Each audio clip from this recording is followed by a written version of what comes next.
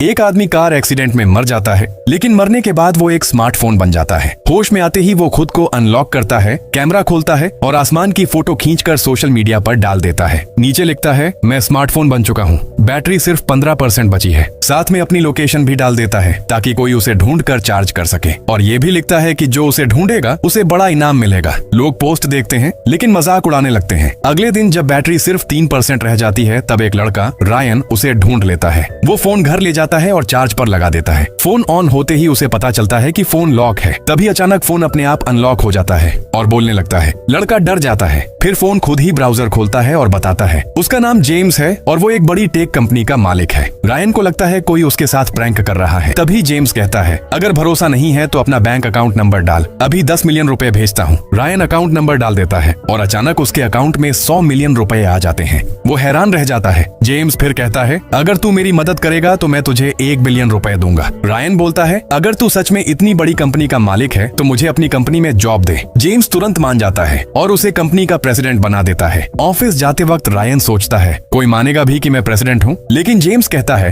तुझे कुछ करने की जरूरत नहीं, बस मेरे इंस्ट्रक्शन फॉलो कर। सबसे पहले वो कहता है, नए कपड़े खरीद। रायन 8 सूट खरीदता है और एक लग्जरी होटल में रुकता है। जैसे ही वो ऑफिस पहुंचता है, सारे कर्मचारी झुककर उसका स्वागत करते हैं। रायन थोड़ा नॉर्मल बनने की कोशिश करता है और कहता है, मुझे ये दिखावा पसंद नहीं है। तभी एक लड़की आती है, मेरा नाम अंजू है, मैं आपकी सेक्रेटरी हूँ। जब रायन प्रेसिडेंट के ऑफिस के दरवाजे तक पहुँचता है, उसकी एक्साइटमेंट कंट्रोल से बाहर हो जाती है। अंदर जाते ही वो हैरान रह जाता है, इतना बड़ा ऑफिस। काम खत्म होने के बाद जेम्स कहता है, मेरे पुराने घर चल, मैं अपनी बेटी को देखना चाहता हूँ। रायन जैसे ही निकलने लगता है, तभी घर का नौकर घबरा कर बाहर आता है और जल्दी से गाड़ी लेकर भाग जाता है। जेम्स तुरंत कहता है, उसका पीछा कर, मुझे शक है एक्सीडेंट में उसी का हाथ है। कुछ देर बाद वो नौकर एक कैफे में जाता है। रायन भी उसके पीछे अंदर जाता है, लेकिन जैसे ही वो देखता है कि नौकर किससे मिलने आया है, रायन पूरी तरह शॉक हो जाता है